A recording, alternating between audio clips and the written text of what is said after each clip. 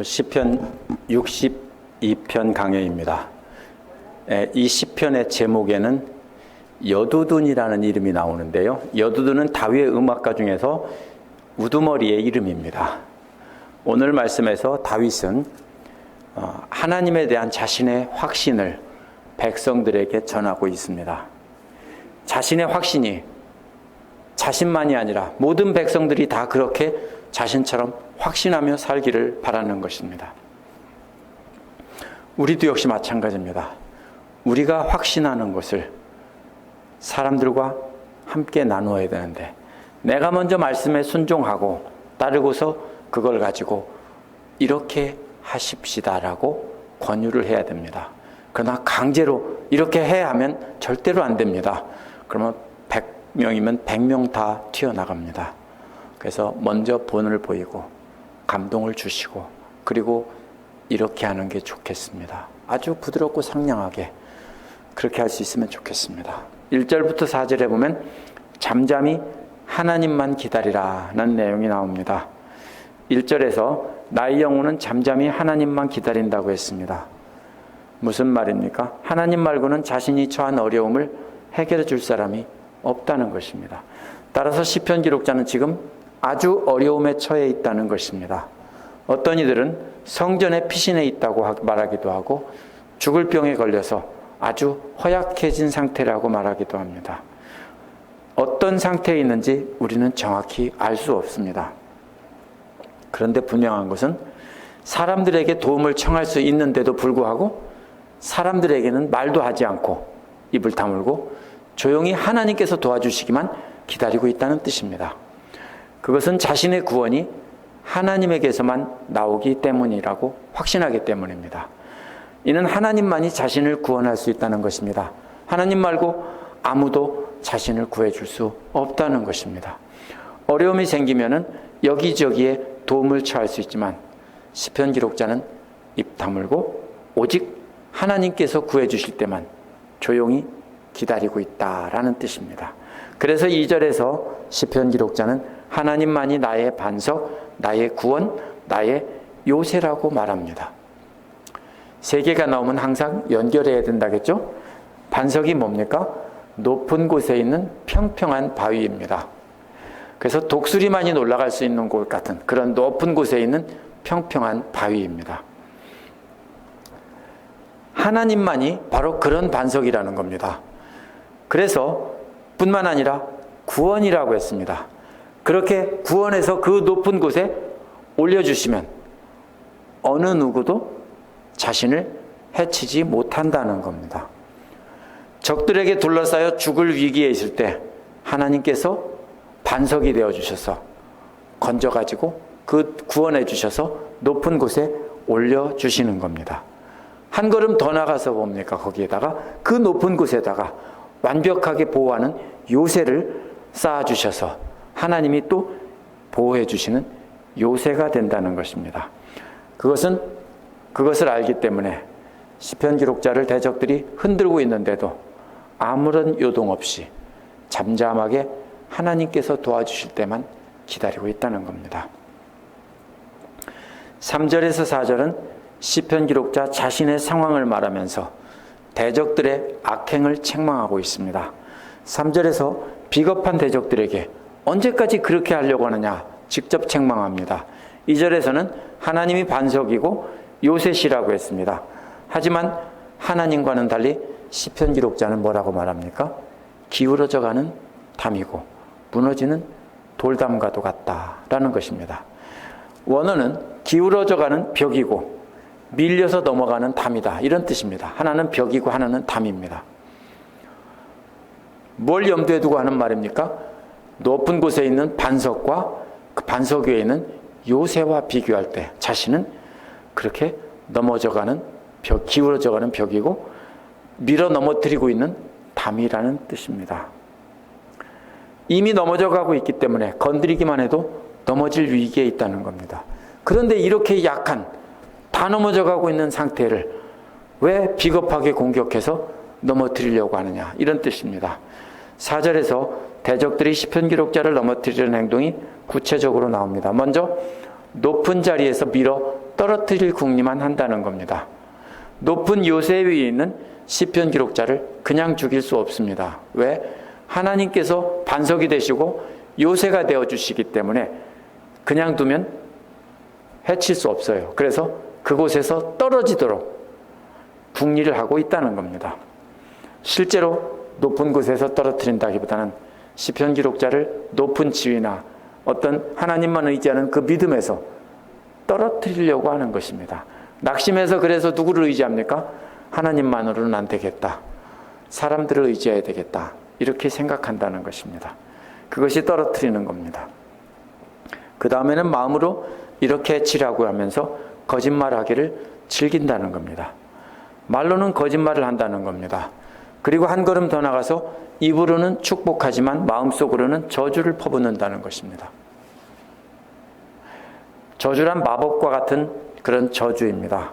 악인들은 이렇게 시편 기록자를 죽이고 멸망시키려고 떨어뜨릴 궁리를 하고 그 다음에는 저주를 퍼붓고 말로는 좋은 말을 하지만 축복의 말을 하지만 이렇게 해치려고 노리고 있다는 뜻입니다. 5절에서 8절은 개인적인 확신을 나누고 있는 상태입니다. 5절에서 8절은 이러한 개인적인 확신을 바탕으로 백성들에게 권고하는 겁니다. 5절, 6절은 1절, 2절과 거의 똑같습니다. 근데 살짝 바뀌어 있습니다. 그 차이가 느낌에서 차이가 있습니다. 첫 번째 차이는 1, 2절에서는 시편 기록자는 자신에 대한 믿음을 선포하고 있지만 5, 6절에서는 자신에 대한 권고로 바꾸고 있습니다. 자기에게 이렇게 하라는 것입니다. 두 번째 차이는 2절 구원은 5절에서 희망으로 바뀌었습니다.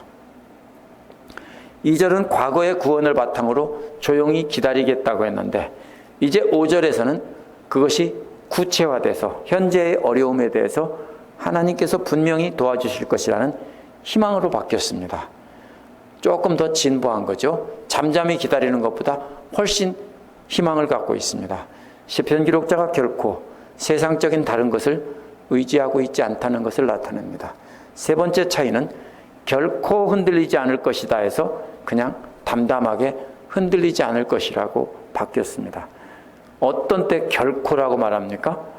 힘든 상황에서, 불안한 상황에서 하나님을 확신하는 마음으로 결코 흔들리지 않을 거야 라고 하지만 현재는 고난 가운데서도 분명한 확신으로 바뀌었기 때문에 담담하게 나는 흔들리지 않는다 이렇게 말하고 있습니다. 그래서 7절은 먼저 내 구원과 영광이 하나님께 있다라고 한 겁니다.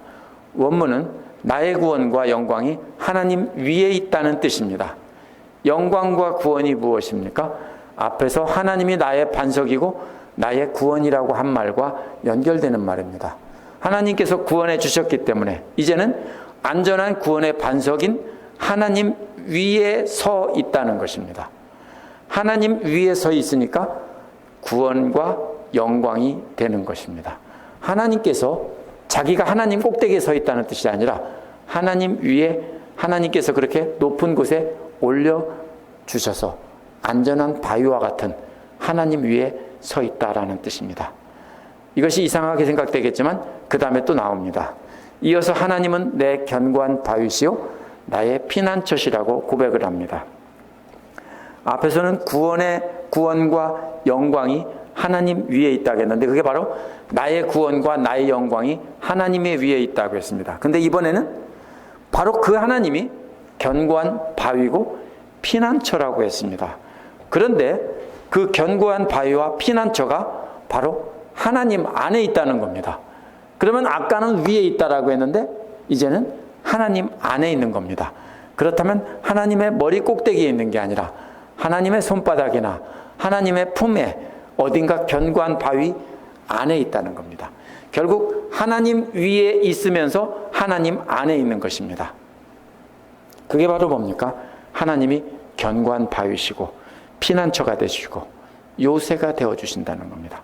아무도 해칠 수 없다는 것입니다. 시편 기록자는 그래서 자기가 어디에 서 있느냐 말한 뒤에 그곳이 어딘 줄 아냐? 거기가 바로 하나님 품 안이다 라고 말하고 있는 것입니다. 이렇게 말한 것은 자기 자신에게 말한 것이 아니라 백성들에게도 하는 말입니다. 그래서 8절에서 하나님만 우리의 피난처시니 백성아 언제든지 그만 의지하고. 이 말이 참 이해하기 어렵게 돼 있죠. 그만 의지하라는 게 아니라 하나님만 의지하라는 뜻입니다. 그렇죠? 그분만 의지하라는 뜻입니다. 노모 이런 말이 아니고요. 하나님만 의지하라는 뜻입니다. 하나님이 우리 피난처시니까, 내가 경험해 보니까 하나님이 진짜 피난처 맞아. 그러니까 백성들아 이제 하나님만 의지하자. 항상 하나님만 의지하자. 이런 말입니다. 자신이 고난 가운데서 깨달은 구원과 영광의 하나님을 공동체들에게 전하고 있습니다. 그래서 자신의 믿음을 모든 백성들이 배워서 하나님께 대한 믿음이 확산되길 기대하고 있는 것입니다. 우리도 역시 그렇게 해야 되는 것입니다. 내가 먼저 확신한 그 믿음을 가지고 다른 사람에게도 나처럼 되었으면 좋겠습니다. 이렇게 해야 되는 것입니다. 8절 뒷부분에서는 그에게 너희 속마음을 털어놓으라 라고 했습니다. 이 말은 무슨 뜻이냐면 항아리를 기울여서 그 안에 있는 물을 다 쏟는 것처럼, 컵에 있는 물을 다 쏟는 것처럼 완전히 쏟아 놓으라는 것입니다. 마음 안에 있는 것을 하나님 앞에 다 쏟아 놓으라는 겁니다. 5절에서는 뭐라고 했습니까? 잠잠하라는 말과는 반대가 됩니다. 누구 앞에서는 잠잠합니까? 힘들고 어려울 때 사람들 앞에서는 잠잠하라고요. 나 어렵다고 사람들 붙잡고 하소연하지 마세요. 그게 조금은 시원해요. 뭔가 되는 것 같아요. 근데 그 사람이 내 적이 되면은 여지없이 내게 화살로 돌아와요. 그러니까 어떻게 해요? 잠잠하라는 거예요. 사람들 앞에서는 입 다물고 조용히 있고. 누구 앞에 쏟아놓으라고요? 하나님 앞에 쏟아놓으라고요. 그러면 돼요. 그게 믿음이에요. 사람들 앞에서는 잠잠하고 하나님 앞에는 쏟아놓으라고요. 그래서 5절에서 우리가 어려움 당했다고, 힘들고 어렵다고 사람에게 불평하거나 원망해서는 안 된다는 뜻입니다. 사람들 앞에서는 입 다물고 오직 하나님 앞에서만 그 마음을 한 방울도 남기지 말고 전부 쏟아 놓으라는 것입니다. 이 말이 시편 62편의 핵심이 되는 말입니다. 사람들 앞에는 입 다물고 하나님 앞에는 한 방울도 남기지 말고 다 쏟아 놔라. 사람들의 도움을 청하거나 힘들다고 하소연하지 말라는 것입니다. 오직 구원은 하나님께만 있으니까 하나님 앞에만 다 쏟아놓으라. 왜? 나도 그렇게 했더니 구원을 받았다. 그러니까 여러분 모두도 다 그렇게 자신의 신앙을 따라서 그렇게 모두 다 사람들 앞에서는 잠잠하고 하나님 앞에만 다 쏟아놓자라는 것입니다. 우리도 먼저 이렇게 체험한 후에 우리가 체험한 신앙을 가지고 우리 그렇게 하나님 앞에만 쏟아놓읍시다. 사람 앞에 쏟아놔봐야 아무 소용없어요. 그렇게 말해야 됩니다. 사람들한테 원망하고 불평하고 부탁하고 하소연하고 막 하면은 좋을 것 같지만 그것은 하나님을 불신하는 행위입니다. 세 번째로 9절에서 12절은 세상을 의지하지 말고 하나님만 의지하라고 했습니다. 바로 그것입니다. 앞에서 연결이 되죠. 세 번째 부분에서는 세상에서 힘을 가진 사람과 하나님이 비교가 됩니다. 9절에서 신분이 낮은 사람은 입김에 지나지 않는다고 했는데요. 신분이 낮은 사람이란 사람의 아들이라는 뜻입니다. 뭔 말이에요? 대부분의 평범한 사람들의 아들들, 이게 신분이 낮은 사람이에요.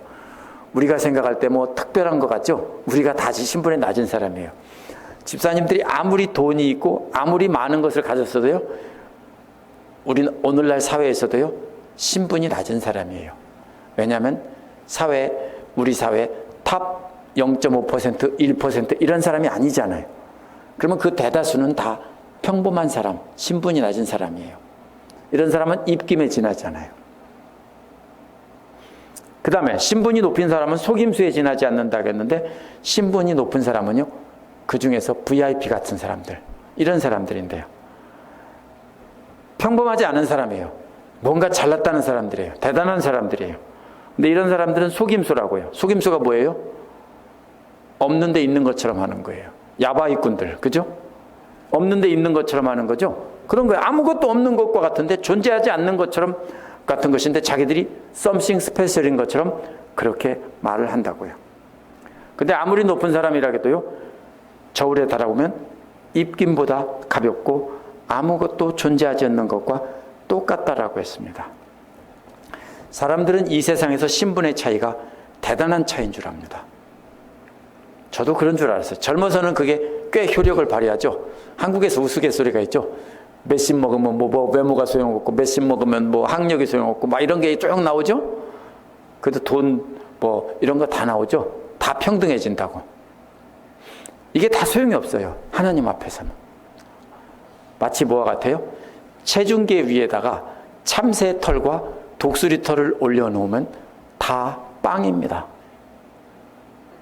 틀림없이 무게 차이는 있어요. 약국에서 쓰는 그 천칭에다 올려놓고 달아보면 분명히 차이가 있겠지만 체중계 위에다가 참새털 하나, 독수리털 하나 올려놔봐야 그냥 빵입니다.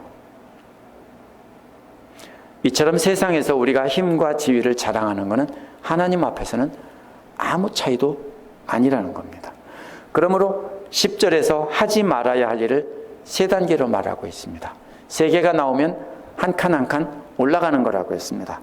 억압하는 힘을 의지하지 말라고 했습니다. 언제 억압하는 힘을 의지합니까? 본인이 권력이나 재물이나 이런 것이 없을 때는 누구를 의지합니까? 억압하는 힘을 가진 권력자들이 돈도 가져 있고 권력도 가졌어요. 그 사람을 의지하고 그 앞에서 굽신굽신 하면서 뭔가 얻으려고 하죠. 왜 그렇게 합니까? 자기가 억압하는 힘을 가지려고 하는 거예요. 그래서 2번째, 빼앗아서 무엇을 얻으려는 희망을 얻지 말라는 것은 그렇게 억압하는 사람들 앞에 아부를 하고 잘 보여서 이제 그들의 이제 이게 조금 권력을 얻은 다음에 그들이 죽자 자기도 억압하는 힘을 가진 거예요. 그러면 그 다음에 뭐 해요? 그걸 가지고 남의 것을 빼앗는다고요. 그게 아니라면은 한국에서 고시에 목숨 걸었어요. 그죠? 저도 한때 고시 공부했고요. 공대생도 고시 공부했고 농대생도 고시 공부하고 법대생도 다 고시 공부했어요. 제 선배 하나는 성공했어요. 그래서 교사 그만두고 고시 합격해서 갔어요. 왜 그래요? 그거 아세요? 공무원 월급 차이는요, 7급 공무원이나 6급 공무원이나 5급 공무원이나 판검사나 큰 차이가 안 나요. 무슨 말씀인지 아세요? 차이는 나는데요, 경력에 따라 올라가고 큰 차이가 안 나요. 근데 목숨 걸고 그게 되려고 그래요. 만약에 남의 것을 빼앗거나 뭔가 권력을 가지고 이용해서 뭘 하지 않는다면요, 별거 아니에요. 그렇죠? 근데 왜 그래요? 그러려고 하는 거예요. 그 권력을 이용해서 뭔가를 챙기려고 하니까 그게 되려고 하는 거예요. 그게 아니면은요, 별거 아니에요. 얼마 안 돼요. 이게 뭐예요? 어느 정도 자기가 위치를 얻게 되면은 그 다음에는 뭐예요? 자기가 남의 것을 뺏고 아래 사람 것 뺏고 힘 있는 이용해서 뭔가 얻으려고 한다고요. 그렇게 하지 말라고요. 그게 헛된 희망입니다. 이 2가지는 갖지 못했을 때 빠질 위험입니다. 그렇죠? 처음에는 아무것도 없으니까 있는 사람에게 매달리고요. 그 다음에는 자기가 권력이라도 조금 갖게 되면은, 그죠? 옛날에 포졸 끈아풀이라도 좀 되면은 그거 가지고 뭡니까? 그 권력을 이용해서 뭔가 챙기려고 하죠? 그런 것과 똑같아요. 그래서 돈을 또 얻게 되면은 그 다음에 돈으로 또 뭐를 해요? 또 권력을 사고, 이렇게 해서 그 권력 가지고 또 돈을 사고, 그런 사람은 뭐라고 그래요? 성공한 사람이라고 하죠. 고대 어느 사회나 다 그런 사람들이 성공한 사람이에요. 근데 이 2가지는 다 갖지 못했을 때 자기가 갖지 못한 것을 가지려고 애를 쓰는 것이 모습입니다. 다 헛된 것입니다. 셋째는 뭐예요? 마지막 단계는 그렇게 해서 재물을 많이 얻었거나 아니면 빼앗지 않고 성실하게 일했는데도 재물을 얻을 수 있어요. 많은 재물을 얻었을 경우에 그때 문제가 뭐예요? 거기에다 마음을 두면 타락하게 돼요. 그래서 거기에다 마음을 두지 말라는 겁니다. 재물에 마음을 둔다면 반드시 그 다음에 재물이 충분히 있음에도 불구하고 더 가지려고 하고, 그래서 남의 것을 또 빼앗으려고 하기 때문입니다. 혹시 물어보셨어요? 엄청난 부자들이요. 빌 게이츠 같은 사람들 돈 버는 거 멈출까요? 안 멈춰요. 더 버리려고 애를 쓰죠. 어차피 죽을 때까지 못 써요. 작은 부자만 돼도 죽을 때까지 못 써요. 근데 그거 가지고서 더 얻어서 더 누리려고 하는데 실제로 쓰지 못하고 다 죽어요. 우리가 가지고 있는 거 다 못 쓰고 죽어요. 이것이 뭐예요? 이렇게 되면은 단계별로 죽을 때까지 계속 그것만 하다가 그냥 죽는 거예요. 세상 권력을 의지하는 것이나 세상 재물을 의지하는 것이나 다 잘못된 믿음입니다. 그래서 디모데전서 6장 17절에서 바울도 그대는 이 세상의 부자들에게 명령하여 교만해지지도 말고 덧없는 재물에 소망을 두지도 말고 오직 우리에게 모든 것을 풍성히 주셔서 즐기게 하시는 하나님께 소망을 두라고 하십시오 라고 했습니다. 누가 한 말입니까? 바울이 아들 같은 디모데에게, 젊은 목회자에게 유언처럼 남기는 말입니다. 그대는 목회할 때, 사람들에게, 성도들에게 권면할 때 그렇게 하라고 하십시오 이런 말입니다. 왜요? 즐기라고요. 그죠? 혹시 돈 있으세요? 그럼 즐기세요. 더 가지려고 하지 마시고요. 왜냐하면요, 욕심이에요. 집사님도 더 가지려고 하지 마시고 그냥 즐기세요. 왜? 나중에만 더 많아질 수 있다고요? 누가 알아요? 누가 알아요? 지금 조금 아껴놓은 것이 쓰지도 못하고, 그렇죠? 그렇게 돼요. 그러니까 어떻게 하라고요? 지금 즐기라고요. 그러면서 어떻게 해요?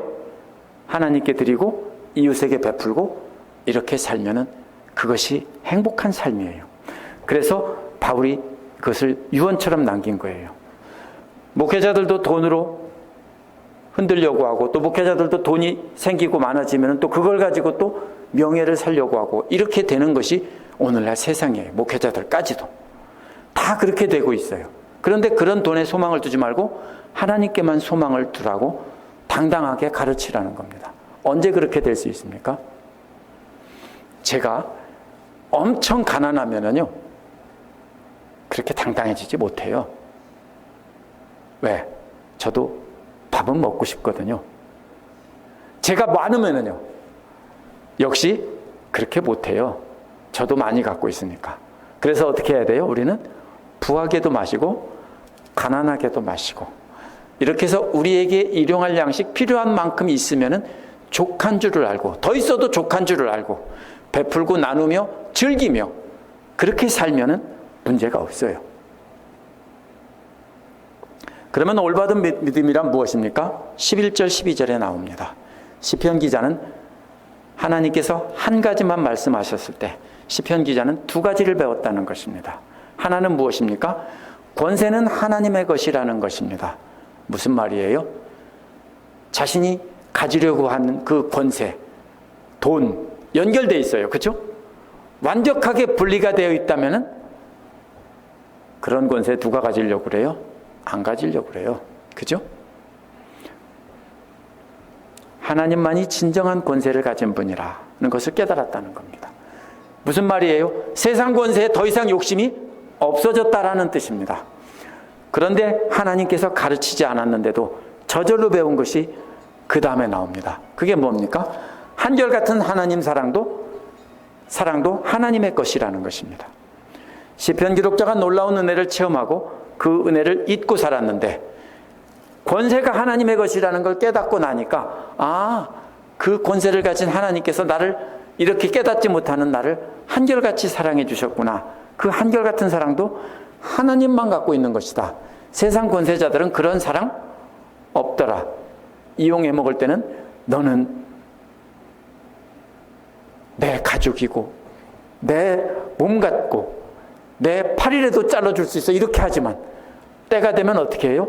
가차없이 차버리는 것이 세상의 권력자들의 생리입니다. 그러므로 그분께 목숨 걸고 충성해도 아무 소용이 없는 거죠. 그것을 깨달았다는 겁니다. 권세는 하나님께만 있고 한결같은 사랑도 하나님만이 주신다는 것입니다. 12절 끝부분에서 뭐라고 합니까? 주님께서 각 사람에게 그 행한 대로 갚아주십니다라고 고백합니다. 누구한테 하는 말입니까? 하나님께 하는 말입니다. 하나님께서 하나님만 바라보고 하나님을 의지하며 하나님께만 한 방울 안 넘기고 다 쏟아놓는 사람을 분명히 구원해 주신다는 뜻입니다. 원수가 갚아 주신다는 뜻이라기보다는 그렇게 하나님께 다 쏟아놓은 사람에게 하나님께서 구원해 주시고 은혜를 주신다는 겁니다. 그런데 반대로 하나님을 거역하고 이렇게 신실한 사람들을 괴롭히는 사람들은요, 하나님께서 분명히 심판하신다는 것입니다. 이걸 깨달았다는 겁니다. 인생의 아주 중요한 진리를 깨달은 것입니다. 깨달으신 것 같죠? 많은 경우에 못 깨달았어요. 그렇죠? 자꾸 뭐예요? 세상 권세, 세상 힘, 돈 이런 거 붙잡고 막 그걸 붙잡고 가려고 해요. 쓸데없다는 걸 알면서 내일 떠날지도 모르는데요. 그렇죠? 보따리 싸놓고 살아야 돼요. 내일 한국 가신다면 그냥 주무시겠어요? 보따리 싸놓고 언제든지 갈 준비하고 새벽에 일찍 나가야 되면 자명종 맞춰놓고 시계 맞춰놓고 주무시지 않겠어요? 그렇죠? 우리 그렇게 살아야 돼요. 시편 기록자는 하나님 앞에서 잠잠히 기다리는 것에 힘을 발견하고 있습니다. 우리가 어려움을 당할 때 여기저기 기웃거리고 이 사람 저 사람에게 부탁하지만 그렇게 하지 말라고요. 왜? 마음이 하나님께만 가 있지 않고 딴 데로 분산되어 있는 거예요. 그죠? 저도 그렇게 해봤어요. 어려울 때 하나님께 기도하면서 다른 사람에게도 부탁하면 하나님이 안 해주시면 이쪽에서 해주겠지. 그렇게 하지 말라고요. 그저 잠잠히 하나님만 바라고 하나님 앞에 우리 마음을 몽땅 쏟아놓으라는 겁니다. 한 군데다가 완전히 다 베팅하라고요. 그러면 하나님께서 다 들어주신다는 겁니다. 그러면 구해주신다는 겁니다. 마태복음 6장 25절에서 30절에 보면 예수님께서 무엇을 입을까? 무엇을 먹을까? 염려하지 말라고 했습니다. 새들도 먹이시는 하나님께서, 들풀도 입히시는 하나님께서 우리의 모든 것을 다 해결해 주신다는 겁니다. 그렇다면 우리가 어려움을 당했을 때 까짓것 죽기밖에 더 하겠어요? 라고 생각하면서 모든 것을 하나님께서 해결해 주시겠다라는 것을 믿고 맡기고 의지하고 염려하지 말아야 됩니다. 왜? 남을 의지하지 않았어도 염려한 건 뭐예요? 반쯤밖에 안 쏟아놓은 거예요. 그렇죠? 염려가 뭐라고요? 하나님 앞에 다 쏟아야 되는데 남겨서 아직도 내 마음 안에 간직하고 있는 것이 염려예요. 이런 면에서 마태복음 26장 31절에서 46절에서 예수님의 기도는 우리의 본이 됩니다. 죽음을 앞두시고 정말로 괴로워 죽을 지경이라고 말하면서 너희들도 기도해달라고 하면서 그저 묵묵히 기도만 하셨어요. 그게 뭐예요? 겟세마네 동산의 기도가 하나님 앞에 한 방울도 안 남기고 다 쏟아놓은 기도입니다. 바로 밤이 새도록 기도하면서 하나님 앞에 다 그 마음을 쏟아놓았습니다. 우리 역시 그렇게 해야 됩니다. 바울도 이렇게 어려움 가운데서 항상 기뻐하며 하나님만 바라보았습니다. 그래서 빌립보서 4장 10절에서 13절에 보면 이렇게 말했습니다. 비천에 처할 줄도 알고 풍부에 처할 줄도 알았다. 어떠한 어려움이 닥쳐도 하나님만 바라보았다는 뜻입니다. 그래서 4장 13절에서 내게 능력 주시는 자 안에서 내가 모든 것을 할 수 있습니다. 왜? 나는 하나님께 근심 걱정까지 다 쏟아놓았거든요. 그래서 나는 뭐든지 다 할 수 있다는 것입니다. 이 말은 하나님께서 함께 하시면 나는 하나님께서께 다 쏟아놓았기 때문에 하나님의 품 안에 있고 반석되시는 하나님의 손 안에 있고 그렇기 때문에 어떠한 어려움을 만나도 잠잠히 하나님을 기다리며 하나님 앞에 다 쏟아놓고 이겨낼 수 있다라는 것입니다. 세상의 힘이나 재물이나 어떤 것도 의지하지 말고 이 시간 근심이 있다면 하나님 앞에 다 한 방울도 남기지 말고 쏟아놓으시기 바랍니다. 기도하겠습니다.